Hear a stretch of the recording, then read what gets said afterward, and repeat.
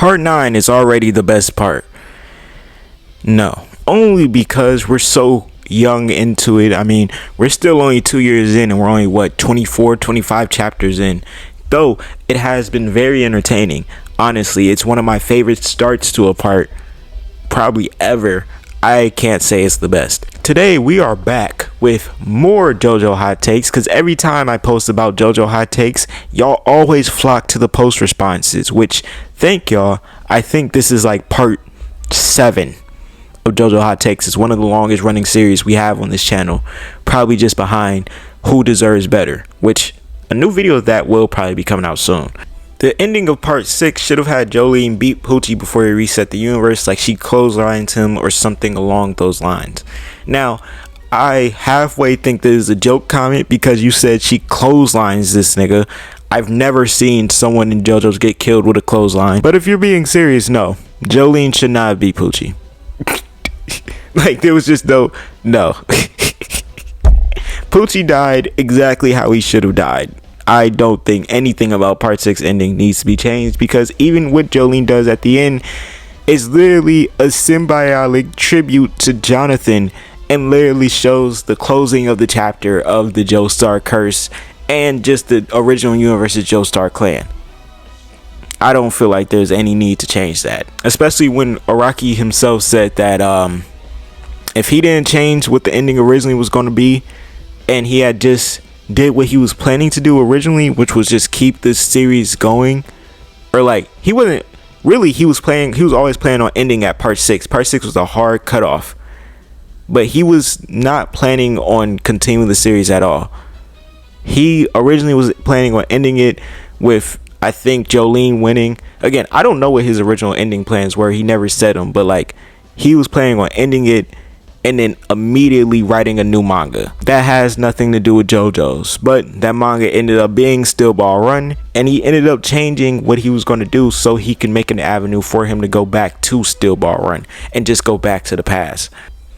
Among the already animated JoJo parts, JoJo's is at its best when Dio is not actively involved. In my opinion, part 4 over part 5, part 5 equal part 2, part 2 over 6, 6 over 3, and 3 over or equal to 1. Now, that's an interesting ranking. I would make slight shifts, but like I'm not too mad at it. You know, part 5 would be 3rd, part 6 would be 2nd, part 4 would still be 1st, and part 2 would be right in front of part 3.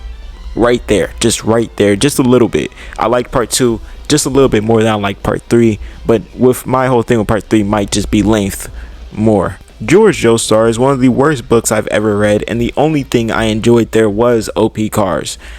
Well, that's interesting. Now, I've made an entire video about Joestar, just talking about it, saying that I've never read it, but like even from most of the reviews I get, it's just like a basic, overpowered, wonky fan manga. That's literally all I hear. And in all honesty, the more I learn about it, the more it sounds like just the JoJo's version of like Dragon Ball F. You know what I mean? If you were really deep into the Dragon Ball community, you've seen a bunch of the fan mangas, you know, Goku's son, Zycor, stuff like that. That's what Joestar feels like to me, which there's nothing wrong with that. You know, when I was younger, I definitely probably would have enjoyed it a little bit more because I used to enjoy the Dragon Ball fan mangas. But yeah, Joestar, I don't think it's the worst thing ever, but like I've yet to fully read it. The art style beyond part 7 is very ugly.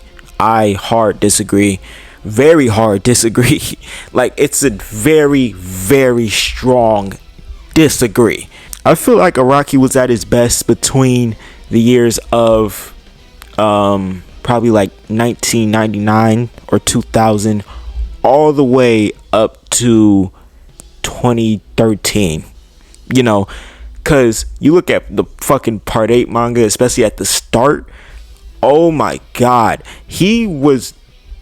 this may be a little bit of glaze, you know, it might be because he's one of my favorite artists of all time also, but I loved part 8 manga, like the early art style, because that early art style, it just carried on to the exceptional art that was in part 7. So far I've really liked the part 9 art. Again, it gets a little bit same face syndrome-y, same with part 8 of course, but I don't feel like it's so bad to where I'm like, this is so ugly. That's just my personal opinion. I don't think it's that bad. Kira should have won. No, he shouldn't have. See, I hate when people say that, and I'm really finna get into this one right here, because this one I really want to talk about. I hate when people say that, because Kira, if you look at that entire fight, there was at no point Kira was actually winning. The only time he was actually winning is when he literally had to use another stand user to give him some type of advantage. He is a literal long range connoisseur. He's supposed to be great at long range, but what does Josuke do? Beat him at his own game. Then they get short range, and Kira really gets outclassed in a short range battle against Josuke. Kira should not have won. There is no capacity to which he should have won at all. There was a reason why Kira didn't want to be in the same close quarters as Josuke unless he had Stray Cat. If he didn't have Stray Cat, Kira's running away. Like, that's why I always encourage people to go back and watch that fight in particular, because of all the final fights, Kira versus Josuke is one of my favorites because it's straight hands and mind games.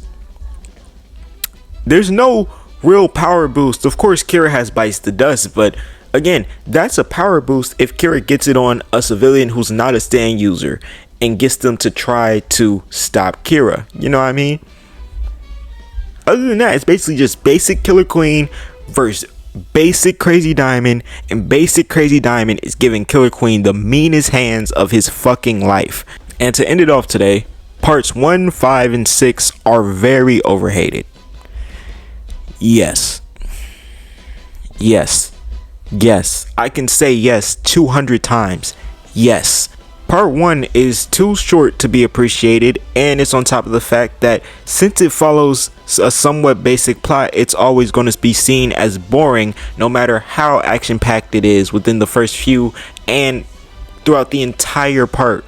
Like, I was going to say the first few episodes, but throughout the entire part, basically, except maybe 1 or 2 episodes in the 9 episode part, you're not getting fights. Part 5, I don't know. Most people who have critiques with part 5, they're like, oh, Diablo sucks and Giorno's boring, and the only saving grace is the side characters, which, again, I don't agree. I feel like part 5, as far as story wise, has one of the best stories out of in the entirety of JoJo's. Linear stories, yes, it has one of the best stories. And part 6, it just suffers because Jolene lost a lot of the times. Because a lot of times when people bring up part 6, they'll say, oh, I don't feel the chemistry between all the characters, which some of them maybe, but part 6 has a fair amount of funny moments. Like, honestly, had me fucking dying whenever he would go to Foo Fighters like, yo, you said you would help me. Hold up your end of the bargain. Now make Jolene trip. I don't know.